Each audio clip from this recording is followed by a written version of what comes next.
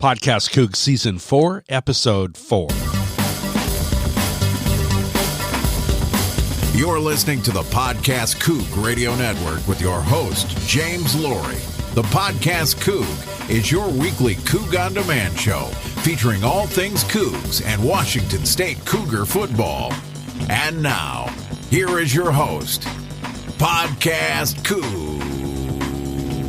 Hello, everybody. Welcome back to the PodcastCoug. I am James Laurie, the PodcastCoug, and you are listening to the PodcastCoug, where we are all things Cougar football, 30 minutes of Coug talk, and we're talking about Eric Gordon, our defense, and our Texas win against the Houston COOGs, or the Houston Cougars, and our upcoming conference game against UCLA in sold-out Martin Stadium. So we keep rolling. It's our third year in a row. Hey, we're 3-0. How about that? 19 in USA Today. Coaches polled 19 in AP. We're just rolling through the weeks, and we're almost approaching midweek, right? But we are approaching conference play, and we really don't know, right, until week 5 who's who, and really who's who. Going into the North and the South, right? It's that simple. Week 5 is really the best gauge. Week 4 is kind of getting there, but week 5, we're really going to know how things lay out, and we've really got it. We do have a test on Saturday night.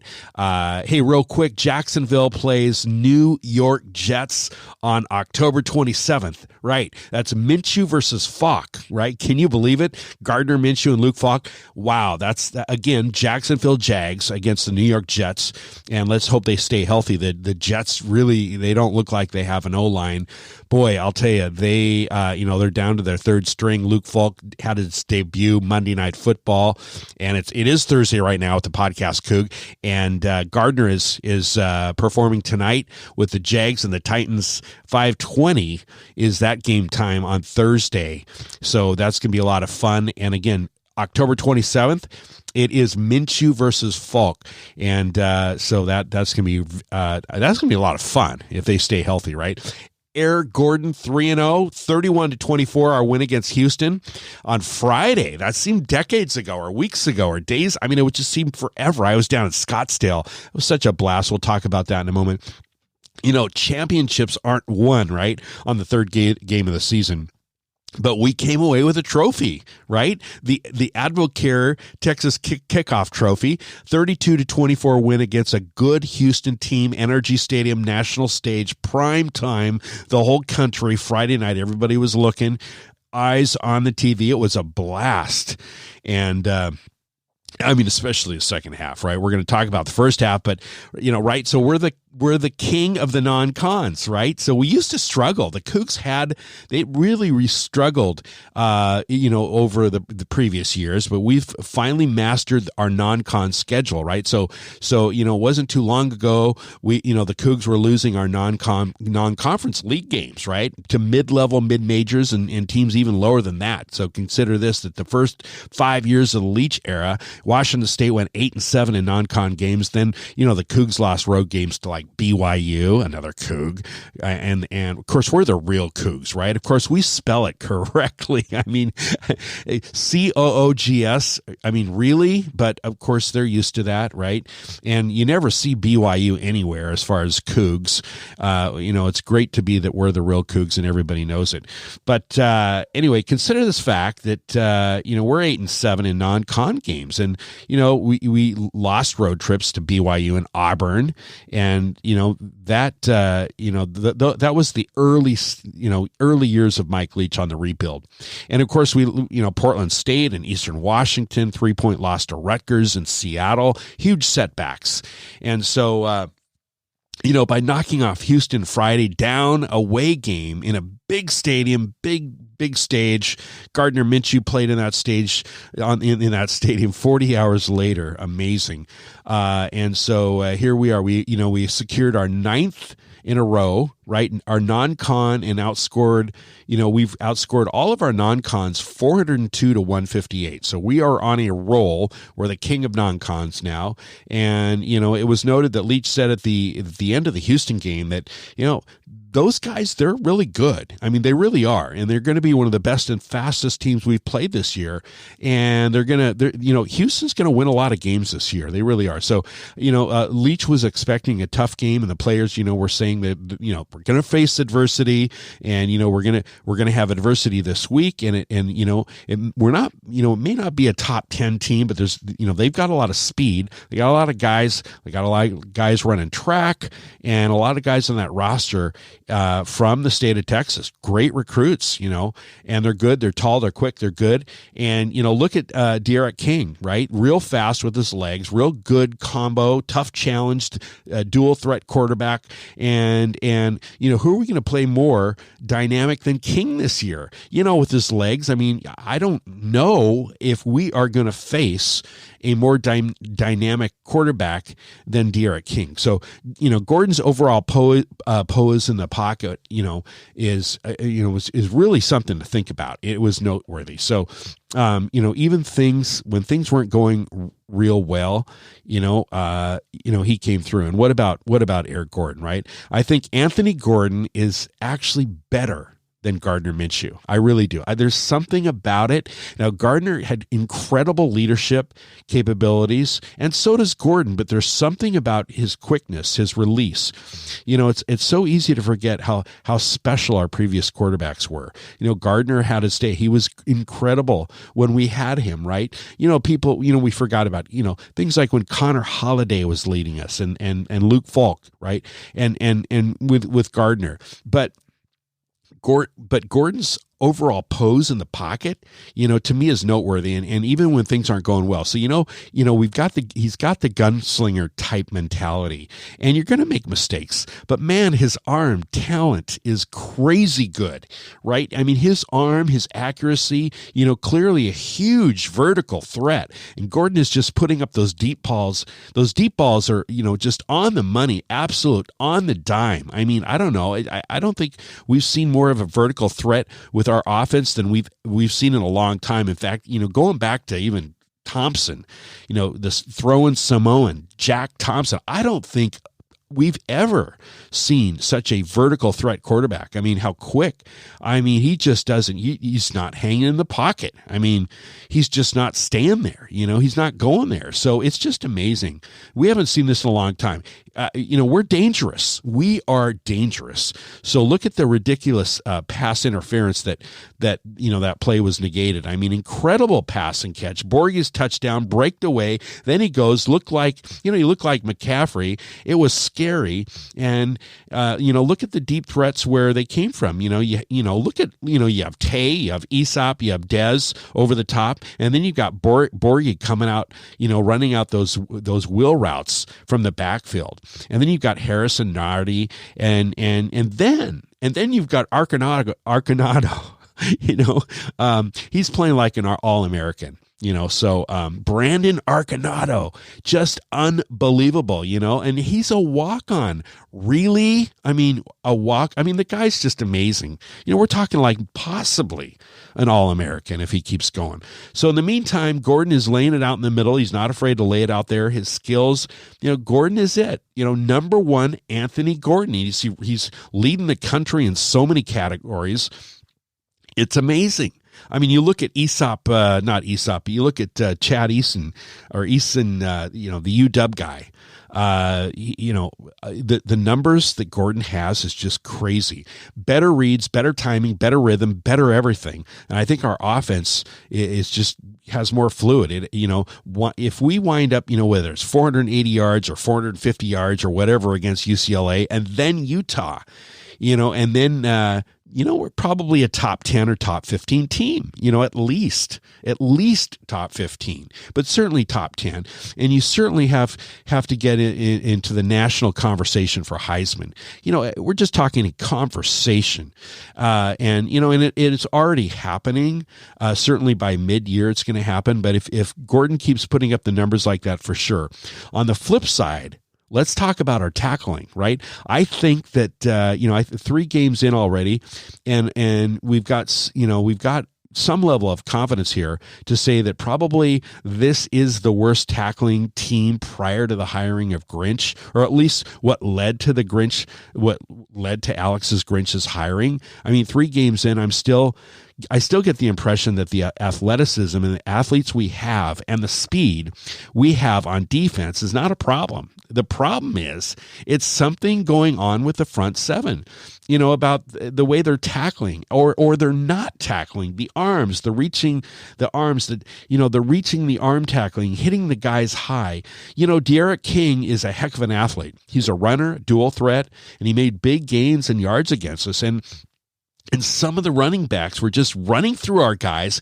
Guys were getting through, and how about those Houston rushing yards? I mean, they ran for 6.1 yards per carry average? That's a lot.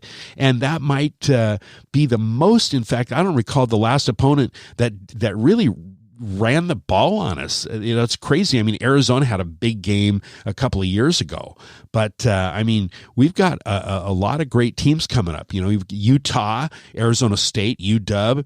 They all run the ball really well, and we know what Washington does. We know what Cal can do, and they can run the ball. And we've got a big challenge ahead of us, and we've got a lot. We've got something to clean up, and we've got to do it. I thought after the Northern Colorado game, Tracy Claeys was going to just change that, bring in some guys. If you listen to the podcast, Coug, the guys waiting for their turn, make some adjustments. And, did we do those adjustments against Houston, especially in the first half? It's interesting, but, Tracy Claeys, you'd think he was making those changes. And yeah, they came out of the second half. They did make those changes or adjustments, but we saw it there in the first half. I don't know how you can teach great tackling mid-season. I just don't know how you can do that, and it's something they're working on. They have their drills, they have their fundamentals that they go through. The coaches talk about it week after week. They're being coached up, but gosh, you got to do some better tackling. You better clean it up, and you just have to. So it doesn't seem to be getting any better, and it's really concerning on what's to come from the competition here ratcheting up, including UCLA. And we're going to talk about UCLA in the second half of the podcast, Coug, but I'm concerned about how, they're going to fix this. And in the previous episode 3, we talked about the defense here. And it's not like that this is Paul Wolf. This is the Paul Wolf era, or it's not the first couple of years of Mike Leach, before, we just didn't have the players, right? Especially to finish. So, we do have that now, right? So the first half was not really a pleasant viewing experience. It was actually, I was actually down in Scottsdale and, at a place, this is an official alumni viewing party. It's called the Bevy Uptown, and it was just great. My wife and I, we just had a great time, met some great people. A shout out to Diane and Art Tyson down in the Phoenix area for hosting just an incredible, magnificent get-together at the Bevy Uptown. Wall-to-wall Cougs. It was just incredible. We had a tuba player, obviously a member of the band back in the day. He came with his tuba and played the fight song after every single score. It was just great. Even a field goal, and everybody had just the whole restaurant and bar was just going crazy, just jam packed on Cougs, right on and. Hey, go Cougs and Bevy Uptown in Phoenix. It was just a blast. They know how to do it right. It was packed, like I said, and so that was a lot of fun. But, back to our defense and the lack of tackling and the missed tackles. I think eventually, we're going to figure it out. And there's time to do it, but now's the time to do it right now. Tracy has seen 3 weeks of this to figure this out and make adjustments. I think we've got the guys, right? So we certainly need to make some adjustments and play the guys that can make the plays. Some of the quotes, we've seen guys come in and make plays, some of the second string guys, we've seen them, and I think you just got to change it up a little bit. I think we're seeing a lot in terms of bad techniques and bad discipline. We've got a bunch of kids with a lot of experience, but they're just not getting it done. And so at this level, and it could be emotional too. I mean, Mike Leach in one of his press conferences was saying, we were too tight. Second half, we just came out more not as emotional, right? Just more calm. And so, you can get too emotionally too high. It's kind of like the Apple Cup type of thing. So, just settle down. And UCLA is going to be a nice test, right? So even though UCLA may be on the cusp of quitting on Chip Kelly, it's going to be interesting. We're going to talk about that in the second half of the podcast Coug. But anyway, that first half wasn't pretty. We had the comeback in the second half, and no question that we proved to be the better team by far. The Cougs are. Washington State was a better team. We had adversity, and we finished. And the last 16 games, if you go back, we're 14-2, and that's an NFL season, right? I mean, 3 touchdown favorites over an LA school, really? I mean, coming up on Saturday, in 2 weeks, we're on the road to Utah. We go into the locker room in Salt Lake. We find ourselves in the same situation, down by 7 or 14 points off the mark, both sides of the ball. Things aren't going well. We've been there and done that, and that's huge. So that setback that we had in that first half at Houston could set us up for something down the road, possibly at Salt Lake. We might find ourselves down, but we know how to get out of it. We know how to finish. So that's great. Hey, by the way, we talked about Anthony Gordon. He is looking really good in stats. He's leads the nation in several categories, and it's great. Hey, we're going to be right back. We're going to talk about our upcoming game against the Bruins of UCLA. The UCLA Bruins next, right here on the Podcast Coug. Hey, Coug fans. You're podcasting with James Laurie and the Podcast Coug Radio Network. The Podcast Coug is your weekly Coug on Demand show, featuring all things Cougar football in Washington State. To help you get through the week, hit the subscribe button or check us out on iTunes, the App Store, iOS, Google Play, Stitcher, or at PodcastCoug.com.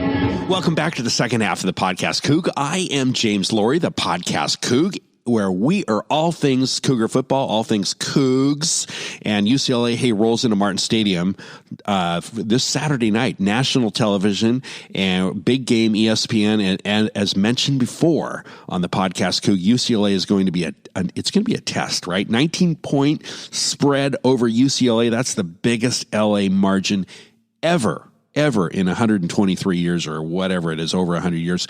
UCLA has an opportunity to hit the reset button and move forward from a rough 0-3 start. And it is brutal in LA for their season, with this conference opener for both teams, right? And, that's how they're looking at it. They're looking at a reset. Quarterback Dorian Thompson wants a reset where the Bruins have only won 3 games under Chip Kelly. 3. How funny. 0-3 in non-con, the team that, it's pretty common, for teams that start 0-3 at non-cons to say, okay, you know what, it's conference play, we're 0-0. That we hear that, we see that a lot. We've even said that under Paul Wolf, right? So, as Dorian Thompson says, quarterback, we're going into conference play right now. We're playing for the conference title and the Pac-12 championship. So our mindset at UCLA is going in is we're 0-0. And, they've picked up some intensity in practice this week. Now keep in mind, everybody thinks we're just going to boat race. And we certainly have the talent and the weapons on offense. No question about it. Okay. But you know what? How many times have we seen this happen? We think we're just going to boat race and we emotionally don't show up. And UCLA it could be an upset. I mean, it is possible. This is not a gimme, right? So even though UCLA is 0-3, they've lost to Cincinnati, San Diego State, and Oklahoma, right? So, but check this out. Cincinnati is 2-1, right? With their only loss is to the Ohio State, right? Ohio State. San Diego is 3-0, and Oklahoma is 3-0. So, it's not like, those teams are doing really well. However, there's discussion that UCLA may be on the cusp of quitting on Chip Kelly, right? So they're 3-12 in Chip's second season with the Bruins, 3-12. And by the way, UCLA, started in 1919, 100 years ago. Now we started 123 years ago. In 1893. And isn't that interesting? You'd think that the LA schools, although USC is a private school, but you'd think UCLA would have started their football program before we did. But actually, they're on their 100-year anniversary this year. They started in 1919, and we've got a leg up because we started in 1893. Interesting. And, when Leach was asked about, like when he came to Washington State, the culture, he went go back memory lane when he arrived with that Paul Wolf era that he took over, right? And, we hadn't been into a bowl game since 2003. That was 9 years prior to Leach arriving in Pullman.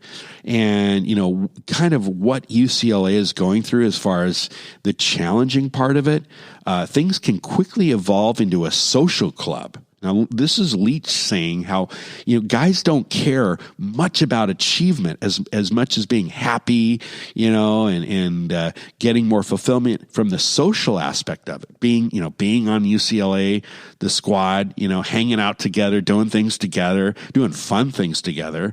And then, are they achieving, they're achieving things because they've fallen short of the achievement thing. It's achievement is far more rewarding, but achievement takes a great deal of effort and it's extremely difficult. But the effort and just it's the solidity.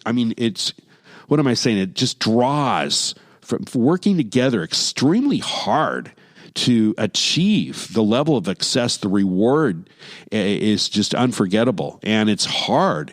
So, to get over that hump, that's one of the toughest parts is kind of converting in the player's mind. And you've got to convert each one of them, and then one at a time, then duplicate your efforts a little bit. And keep in mind, Paul Wolf's, the hole that Paul Wolf was in was deeper than Chip Kelly's at UCLA, way deeper, right? But remember, the UCLA guys were recruited by everybody in the conference. These guys are obviously 4-star guys, right? And sometimes, there's cancer in the locker room and you've got to address that, cut those guys that are not going to help you achieve the success through a positive journey. It's a transformation where you're cutting guys and you're going to bring in the cutting guys that are bringing down other players. And so that's tough. And sometimes those guys are really talented players on the field, but you've just got to have the right guys on the bus. Otherwise, the bus isn't going in the right direction. And, it's simply, they perform physically on the field, but the destruction that they do either in the locker room or just the social aspect of it. So you've got to identify them and get rid of them. And that's not easy. I don't believe our previous coach did that, right? Leach cuts guys. If you're not making it, not just physically, forget being on the field, but if there's anything that causes dysfunction, drama, negativity, you're out. You're cut. And so it's people holding you back as well as elevating the guys who are pushing the cause and helping your efforts. So, so anyway, Saturday, UCLA, they're going to run the ball and they're going to mix it up. They wishbone. Chip Kelly loves the wishbone and he's really good at it. He's got a lot of history with the wishbone. They're going to mix it up, spread it out, and make their own space. Chip's got a lot of success over the years. He knows it, and he's got a lot of good nucleus of players, and they're going to get on track. And the Cougs better be ready. I mean, we've all been saying we're just going to boat race. That 19-point favorite. But you know what? Watch out. Don't let that get into your head. And, like I said, most of those UCLA guys were recruited by everyone, including Mike Leach. They've got guys, whether they're playing to win or they've given up. That's, something we're going to see. And, the outcome of that game, Saturday night, how important is it that we get 4-0 and beat the Bruins before going into Utah? I mean, that's huge, right? We're talking about looking ahead, which it's one game at a time, but think about game day in Salt Lake, right? The Utah game is on Fox Sports 1, FS1, another night game. But remember, game day came to Pullman when we were on Fox. So it is possible going into Salt Lake City 4-0, right? That game day is coming that game day is coming to, or possibly would come to Salt Lake City, consider. So big game for Saturday night. It's going to be a lot of fun, and it's going to be great. Hey, that's it for episode 4 of the 4th season of the Podcast Coug. Hey, be sure to subscribe if you like what you're hearing. Podcasts, wherever you get your podcast, we're everywhere. Every platform on iTunes, Spotify, Stitcher, you name it, we're there. And if you like what you're hearing, hit that little, this is only 30 minutes, right? Favorite button, or as your favorites and new episodes are automatically going to go to your phone or your desktop, your iOS, your Android. Pretty slick. Hit the subscribe button or the favorite button if you enjoy what you hear. Hey, listen, have a great game day on Saturday. Talk to you next week, and go Cougs. You've been listening to the Podcast Coug Radio Network with your host, James Laurie. The Podcast Coug is your weekly Coug on Demand show featuring all things Cougs and Washington State Cougar football. This has been a presentation of the Podcast Coug Radio Network. Find us at PodcastCoug.com.